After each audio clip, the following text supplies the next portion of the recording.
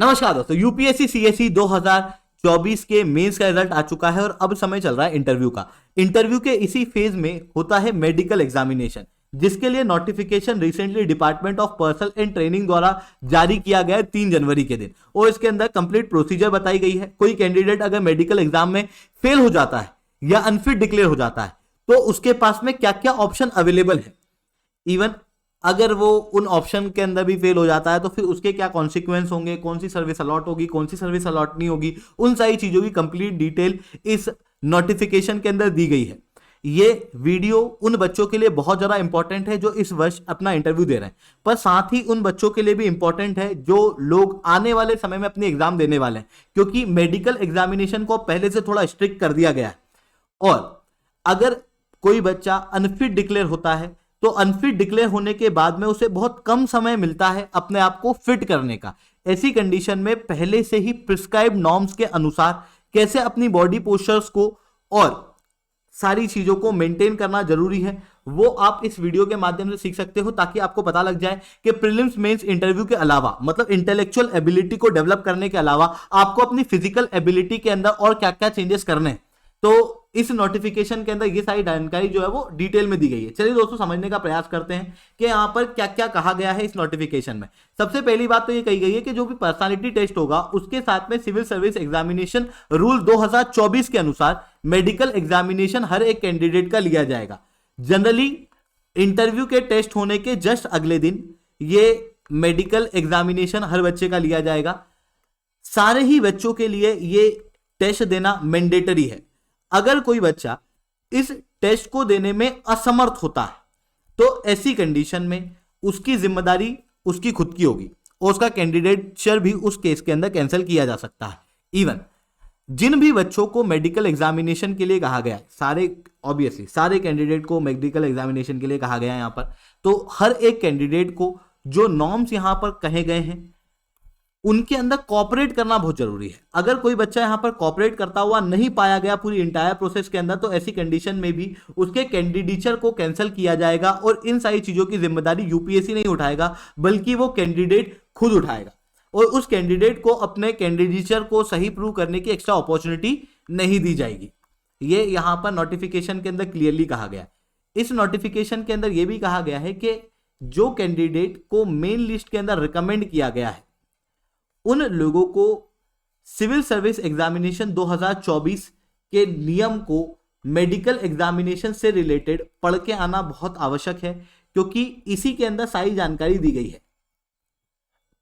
यह चीज यहां पर क्लियरली मेंशन है। इतना ही नहीं, जो बच्चे मेडिकल एग्जामिनेशन के अंदर सिलेक्ट हो गए, सही समय पे आ भी गए, कोऑपरेट भी कर रहे हैं, अब उनको किन चीजों का ध्यान रखना है। देखो, इन्होंने सबसे पहले तो कुछ हॉस्पिटल दिए हुए हैं, इन्हीं हॉस्पिटल के अंदर आपका मेडिकल एग्जामिनेशन होगा और हॉस्पिटल कैंडिडेट डिसाइड नहीं करेगा, बल्कि यूपीएससी जो हॉस्पिटल बताएगी उसके अंदर जाके आपको अपना मेडिकल एग्जामिनेशन जिस समय पे बताया गया है और जिस वेन्यू के अंदर बताया गया है उस समय पे जाके कराना जरूरी है।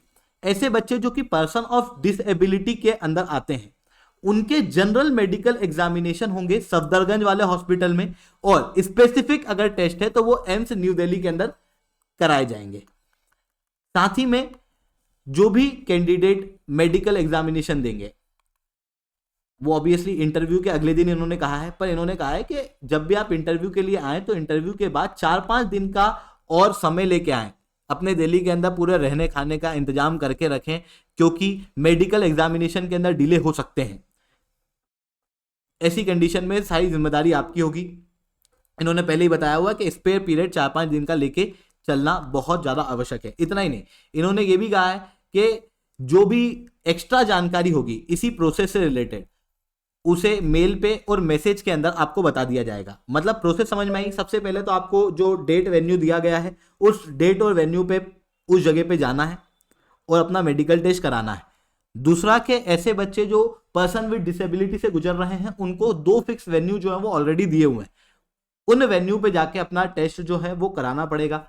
इतना ही नहीं, इन्होंने यहां पर अपने नोटिफिकेशन के अंदर क्लियरली ये भी कहा है कि आपके इंटरव्यू के साथ में आपको 4-5 दिन जो है वो स्पेयर लेके चलने पड़ेंगे। उन 4-5 दिन के अंदर आपके इंटरव्यू वगैरह की प्रोसेस के अलावा मेडिकल एग्जामिनेशन ली जाएगी। आप ऐसा नहीं कह सकते कि भैया वहां पे तो एक ही दिन लिखा था तो हम अगले दिन ही अपनी ट्रेन करा के वापस जा रहे हैं। आपको 4-5 दिन का यहाँ पर कहा हुआ है। इतना ही नहीं, इन्होंने उसके बाद ये कहा है कि ईमेल आईडी और पासवर्ड वगैरह के जरिए आप मेडिकल एग्जामिनेशन बोर्ड के सामने अपने आप को रजिस्टर कर सकते हो डिपार्टमेंट की वेबसाइट पे, ठीक है। और उसके बाद में आपकी जितनी भी मेडिकल एग्जामिनेशन रिलेटेड जानकारी है वो आपके पर्टिकुलर वेब पेज पे आएगी। जैसे अभी तक मेंस का रिजल्ट निकलता था ना पूरा खुला, वैसा नहीं होता है। मेडिकल एग्जामिनेशन का जो रिजल्ट होता है वो पर्सनल वेब पेज पे आता है, क्योंकि आपकी मेडिकल एग्जामिनेशन या आपकी जो मेडिकल डिटेल्स हैं वो आपकी काफ़ी प्राइवेट इंफॉर्मेशन होती हैं, और यहाँ पर राइट टू प्राइवेसी लगता है। इस कारण से राइट टू प्राइवेसी को ध्यान में रखते हुए पर्टिकुलर वेब पेज पे ही आपके मेडिकल चीज़ों की जानकारी जो है वो दी जाएगी कि आप फिट हो या नहीं हो,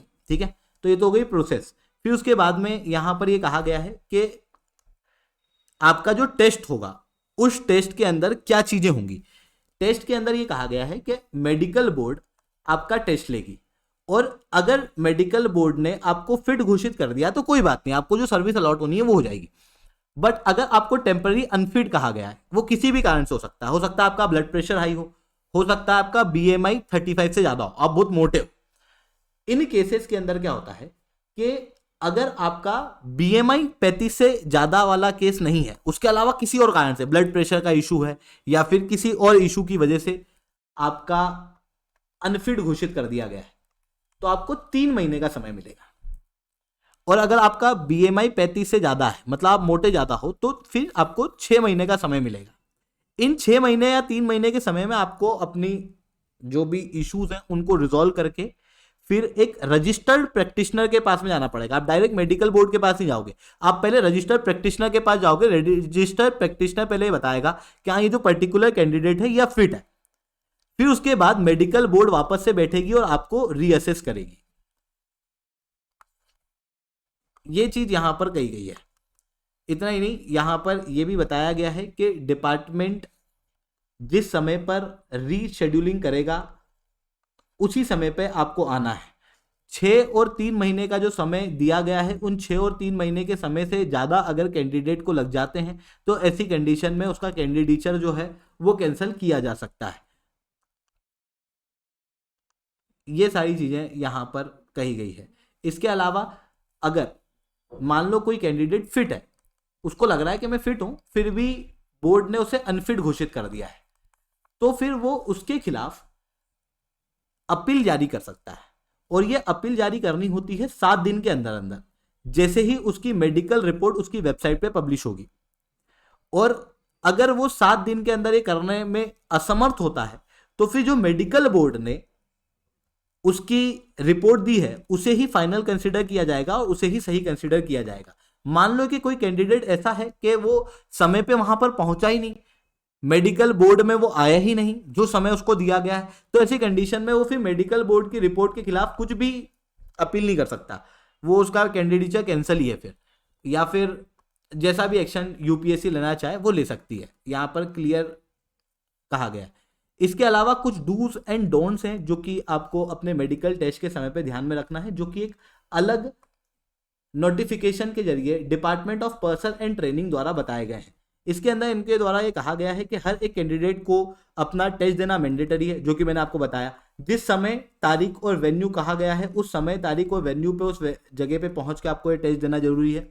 आपको इस टेस्ट के अंदर पार्टिसिपेट भी करना पड़ेगा और कॉपरेट भी करना पड़ेगा। अगर इन केस आप पार्टिसिपेट और कॉपरेट नहीं करते हो तो उसके बाद में आपके कैंडिडेट को कैंसिल करना या फिर जो भी एक्शन यूपीएससी लेना चाहे वो ले सकती है। और अगर वो डिले वगैरह होता है या कैंडिडेट सही समय पे नहीं पहुंच पाता है तो उसकी सोल रिस्पॉन्सिबिलिटी कैंडिडेट की यहाँ पर क्लियरली कही गई है। इसके साथ में कुछ चीजें हैं जो आपको करनी है, जो यूपीएससी द्वारा कहा गया है अपने मेडिकल टेस्ट के अंदर। ये तो वो चीजें जो आपको नहीं करनी है। करना यह है कि आपको 10 पासपोर्ट साइज फोटो लेके जाना पड़ेंगे मेडिकल बोर्ड के साथ में। इतना ही नहीं, जब आपका मेडिकल टेस्ट हो उसके 10 घंटे पहले तक आपको कुछ भी नहीं खाना, आपको कंप्लीट फास्टिंग रखनी है। अगर आपको कोई सी दवाई चल रही है तो उस दवाई की जानकारी आपको मेडिकल बोर्ड को देनी पड़ेगी, और आप टेस्ट के पहले उस दवाई को खा के नहीं आओगे। आप टेस्ट के बाद खाना चाहते हो आप खा सकते हो, बस टेस्ट के पहले नहीं खा सकते। अगर आपको स्पेक्टेकल्स हैं तो आप स्पेक्टेकल्स लेके आओ, और अगर आपको कॉन्टैक्ट लेंस लगे हुए हैं तो 48 घंटे पहले पहले उन कॉन्टैक्ट लेंस को आपको निकालना पड़ेगा, और इस चीज़ की जानकारी आपको मेडिकल बोर्ड को देनी पड़ेगी। अगर आपके हियरिंग एड है तो आप उन हियरिंग एड को भी लेके आ सकते हो। तो ये सारी चीज़ें यहाँ पर कही गई है यूपीएससी द्वारा, और इन चीज़ों का ध्यान रखते हुए एक कैंडिडेट को अपनी मेडिकल एग्जामिनेशन देनी पड़ती है। ऐसी कंडीशन में अगर आप इस वर्ष अपना इंटरव्यू दे रहे हो तो इन सारी चीज़ों का ध्यान रखें। एक बार 2024 के जो नियम हैं उनसे बिल्कुल चले जाएं, क्योंकि जब से पूजा खेड़कर का केस हुआ है तब से नियमों के अंदर बड़े बदलाव हुए हैं। इसके अलावा अभी जो मेडिकल प्रोसेस है वो थोड़ी स्ट्रिक्ट हो चुकी है पहले के मुकाबले, तो कैंडिडेट को अपनी मेडिकल प्रोसेस को सीरियसली लेना बहुत जरूरी है, और पहले से सीरियस लेना जरूरी है, क्योंकि 3 महीने या 6 महीने के अंदर अचानक से वजन घटाना या फिर कोई भी डिसेबिलिटी या कोई भी इशू क्रिएट होता है, ब्लड प्रेशर वगैरह के इश्यूज हैं, तो वो इश्यूज जो हैं वो आपको पहले से ठीक करके चलने पड़ेंगे। नहीं तो एग्जाम के अंदर अगर आपको अनफिट घोषित कर दिया गया तो फिर उसके बाद में 3 महीने या 6 महीने में उन चीज़ों को ठीक करना काफ़ी ज़्यादा मुश्किल हो जाता है।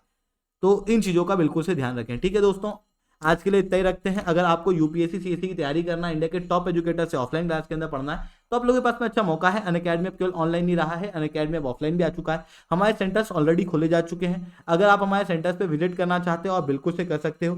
दिल्ली के करोल बाग मुखर्जी नगर के अंदर, प्रयागराज के सिविल लाइन्स और बिहार के पटना के अंदर ऑलरेडी हमारी क्लासेस चल रही हैं, आप बिल्कुल जुड़ सकते हो। ठीक है दोस्तों, आज के लिए that's all from my side. जय हिंद, जय भारत।